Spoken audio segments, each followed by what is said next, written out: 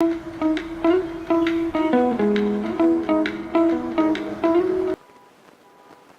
আমার 15 আগস্ট তো ফেসবুকে যুদ্ধ চলতেছে দুই group, Bangabandhu group, anti Bangabandhu group.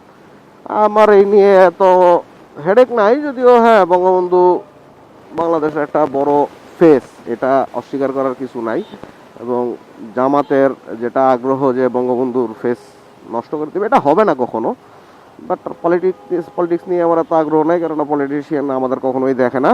তারা তাদের দিন শেষে তাদের ক্ষমতার জন্যই যা যা করা লাগে সবই করে। আমরা হলো গিনিপিগ, যেহেতু আমরা গিনিপিগ তাই তাদের নিয়ে আমার এত লাফালাফি করার আসলে কিছু নাই। আমাদের নিয়ে যদি ভাবতো, আমাদের নিয়ে যদি ভাবার মতো ওই ধরনের নেতাই হইতো, তাহলে আমরা হলো তাদের নিয়ে লাফালাফি করতাম। বাঙালি তো, বাঙালি কিছু পাইলেই, আর জেনজি জেনারেশন তো পাইলেই হইছে নাচো নাচো, এত নাচানাচির কিছু নাই। ছুটি একটা নষ্ট হয়ে গেছে আর কি, এটা এই বছরটা তাও কষ্ট লাগে নাই, কেননা এই বছর অ্যাকচুয়ালি 15 আগস্টের ছুটি নাই, 5 আগস্টের ছুটি পেয়ে গেছি আমরা। বাট গত বছর বৃহস্পতিবার ছিল 15 আগস্টটা, একটা প্ল্যান করে রাখছিলাম যে 15 আগস্টের সাথে শুক্রবার মিলে একটা ট্যুর হয়ে যাবে। আমাদের বাইকারদের জন্য আসলে সেটা কষ্ট, ট্যুর হয় নাই, অফিস তার বন্ধ দেয় নাই।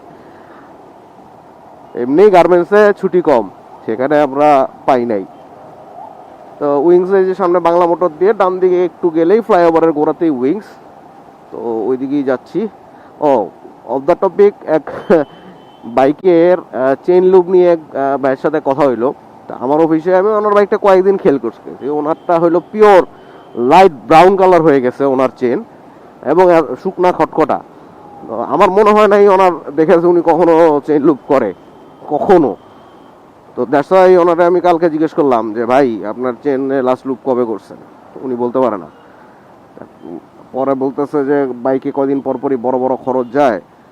ওনারা বলতে ইচ্ছা করলো যে বাইকে তো বড় বড় খরচ যাবেই, আপনি বাইকের ছোট ছোট কাজগুলি করান না। ছোট কাজ না করলে বাইকে আস্তে আস্তে বড় কাজ জমতে থাকে। আপনি নিয়মিত ঠিক আছে একটা ন্যূনতম অ্যামাউন্ট রেগুলার সার্ভিসিং, আর টুকটাক যদি এই যে ধরেন আমি যাচ্ছি এখন 500 টাকার একটা কাজ করেতে 2 মাস পরে, 500 টাকার একটা আমার বাস বাইক চেক আপ, প্রতিটা জয়েন্ট লুপ করে দিবে।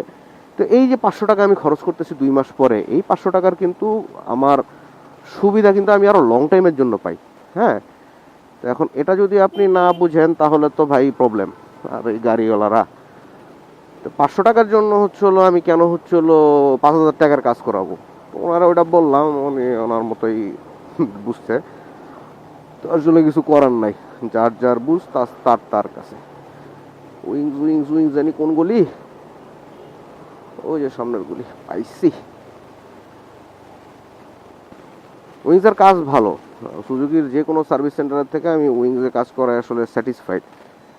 উইংস মানে বাটপারি কম, প্রফেশনাল। বাইরে তো বাইক নাই, ভিতরে বাইক আছে কিনা কে জানে, জিজ্ঞেস করি।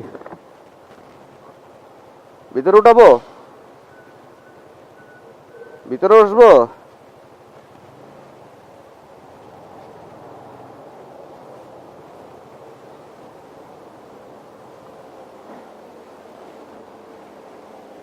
সার্ভিস শেষ, এখন আইডিবির দিকে যেতে হবে। এই যে এটা লুজ হয়ে গেছিল আসার সময়, এটা টাইট দেওয়া হয়েছে, কিন্তু ওইটা টাইট দিতে যে এটার কি করছে ওরা। Enough enough.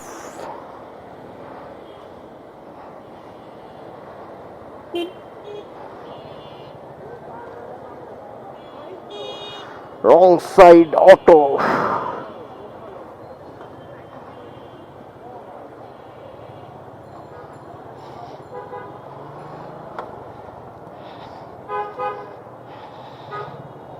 ভাইয়ের কার্বোরেটর ক্লিন করলো, এই গাড়িটার কার্বোরেটর ক্লিন করে যাচ্ছে। আমার একটা পিকআপের সমস্যা হচ্ছিল, পিকআপ একটু মানে ফার্স্ট সেকেন্ড গিয়ারে আপনার পিকআপ ছেড়ে দিচ্ছিল, প্রপার পিকআপ নিচ্ছিল না। তো ওটা বললো যে ইরিডিয়াম স্পার্ক প্লাগ লাগাইছি দেখে, এই যে ইরিডিয়াম স্পার্ক প্লাগ পরের সাবজেক্ট। পিছনের ব্রেক প্যাড নষ্ট হয়েছে, অলমোস্ট শেষ প্রায়, সে কারণে সুজুকিটাই লাগাইলাম এখন, কেননা যা অবস্থা 1 সপ্তাহ আসলে যাবে না। তো সে কারণে সুজুকিটা লাগানো। পরে পিছনের ব্রেক এখনই হচ্ছে না, যদিও নতুন ব্রেক কিছু কম ধরে, কিন্তু আমি 5 আবার লাগাইতে চাইছিলাম, বাট 5 আনতে হইলে আবার সেই মিরপুর 60 ফিটে যে লাগাইতে, ওইটাই মনে হয় ভালো হইতো। 1338 টাকা ওরা হচ্ছিল এই ব্রেক প্যাড নিছে সুজুকিরটা। ওখানে গেলে ভুল ডিসিশন, এটা ভুল ডিসিশন আমার। এই মোটো বাজারে যেতাম, 5 ব্রেক প্যাডটা কিনতাম 1000 দিয়ে, 200 বা 300 টাকা হয়তো লাগাইতে নিত ম্যাক্সিমাম, কাজ শেষ হয়ে যেত। বাট ভুল ডিসিশন। ছাড়ছে রোদের মধ্যে প্রায় 10 মিনিট এক জায়গায় আটকে রইলাম, এটা মনে হয় ইয়ারা ভুলে গেছিল। তবে এই যে উইংস বিডির যে সুনাম গাই, যে উইংস বিডিতে এত দূর থেকে শুনি একটা থেকে উইংস বিডিতে সার্ভিস করে, রায়ারবাগে সার্ভিস সেন্টার থাকার পরও যে গাড়ির এতটুকু এখন পর্যন্ত টান দেয় নাই, কিন্তু এতটুকুর পারফরমেন্সে গাড়ি পুরো ঝরঝরা বানাই দিছে। মানে মনে হচ্ছে আবার একটা মাস্টার সার্ভিসই দিয়ে দিলাম। মানে ওরা যতটুকু কাজ করে এই কাজটা আমার কাছে পছন্দ।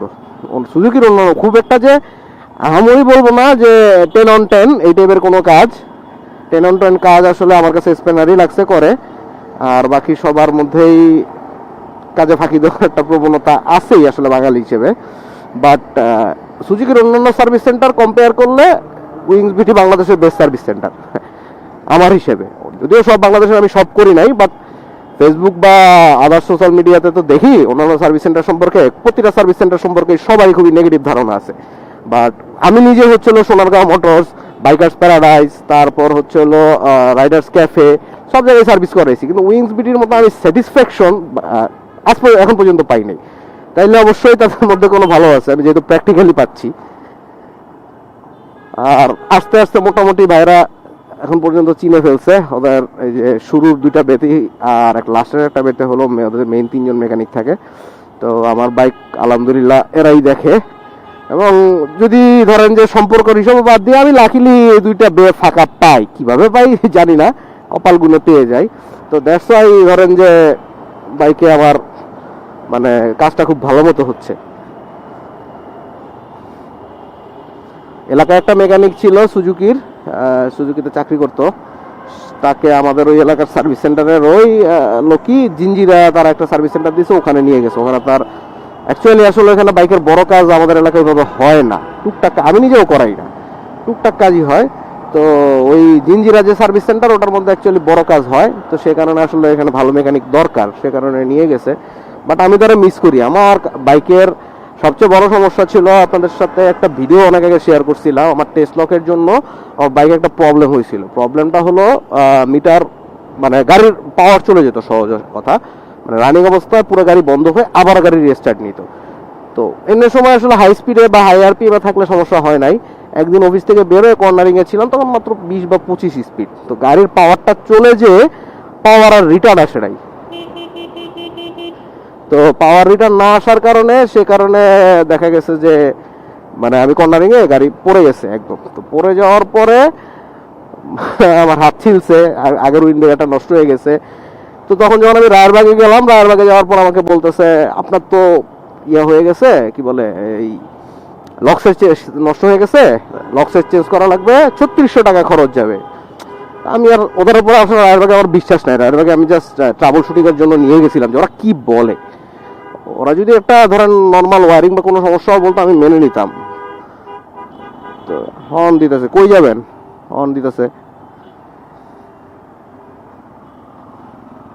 পরে তারপরে যে হচ্ছে হলো এলাকার সেই টেকনিশিয়ানকে দেখাইলাম, তো সে মোটামুটি আমাকে সাথে সাথে বললো যে আপনার টেস্ট লক লাগানো আছে, ডিভাইসের সমস্যা, এটা খুলে দিই দেখেন, চালান, আমার ধারণা চালাইলে আপনার সমস্যার সমাধান হয়ে যাবে। তো আলহামদুলিল্লাহ সে খুলে দেওয়ার পরে গাড়ি প্রায় 1 বছর হয়েছে চলতেছে, এবং 1 বছর হয়ে যাওয়ার পরেও আমার গাড়িতে নো প্রবলেম, এখন পর্যন্ত সেই সমস্যা আর কখনো আসে নাই। দ্যাট মিনস টেস্ট লকের সমস্যা ছিল, সেখানে আমাকে সুজুকির সার্ভিস সেন্টার 3600 টাকার জাস্ট ফুল লক সেট আমাকে চেঞ্জ করার ছিল। তো জিনিসটা তো দৃষ্টিকটু, তাই না? আপনি একটা সার্ভিস সেন্টারের উপর ভরসা কিন্তু ওই মোমেন্টে আপনার চলে যায়। দেখেন অবস্থা, মামলা দিচ্ছে, মামলা মামলা দে মামলা। তো সুজুকি সার্ভিস সেন্টারের উপর আসলে সে কারণে বিশ্বাস চলে গেছিল রায়েরবাগে। তারপর আমি টানা উইংসবিডিতে সার্ভিস করাইতে তারপরে লাস্ট পেজ সার্ভিসটা সময় একটু স্বল্পতা ছিল ওই সময়, তো আমি রায়েরবাগে নিয়ে গেলাম। যেহেতু পেজ সার্ভিস করবো, বাইকের টুকটাক জাস্ট চেক আপ আর কিছু বাইকের পার্ট মানে যেগুলোর মধ্যে ঘষা খাই, স্ক্রু জাতীয় যেসব পার্টস আছে বা হচ্ছে হলো চাকা টাকা এগুলি চেন টেন অ্যাডজাস্ট করে দেবে, শেষ, নর্মাল। আর ইঞ্জিন অয়েল ফিল্টার, এয়ার ফিল্টারটা চেঞ্জ করতে নিয়ে গেছি, বড় একটা ট্যুর দিয়ে আসলাম। যাওয়ার পরে তারা যে কাজ করছে, মানে আমার গাড়ি যা ছিল তাই দিছে, জাস্ট ইঞ্জিন অয়েল ফিল্টার আর এয়ার ফিল্টারটা চেঞ্জ করছে, মানে আর আমার গাড়ির কোনো কাজই হয় নাই। আমি আসলে তখন বুঝলাম যে হ্যাঁ, তাদের প্রতি আমার যে মনোভাব ছিল সেটা চেঞ্জ করার কোনোই দরকার নাই, তারা তাদের মতোই আছে এবং তারা তাদের মতোই থাকবে। তো দ্যাটস ওয়াই এরপরে আমি হচ্ছে হলো সুন্দর মতো এই যে এখানে নিয়ে আসলাম। এখানে নিয়ে আসার পর আমার গাড়ি মনে করেন যে এই যে আমার ফার্স্ট সেকেন্ড গিয়ারে পিক আপ একটা বাড়ি দিত, মানে অনেক সময় পিক আপ ধরতো না। আপাতত এই সমস্যাটা নাই, গাড়ির সাউন্ড সুন্দর হয়েছে, গাড়ির ওভারঅল মানে মনে হচ্ছে যে জ্যাম নাই, গাড়ি একটু জ্যাম লাগতেছিল, ওই জ্যাম ভাবটা চলে গেছে। জ্যাম লাগবেই, কেননা মাঝখানের সার্ভিসে তো রায়েরবাগ আমার কোনো কাজ করে দেয় নাই, জ্যাম তো থাকবেই।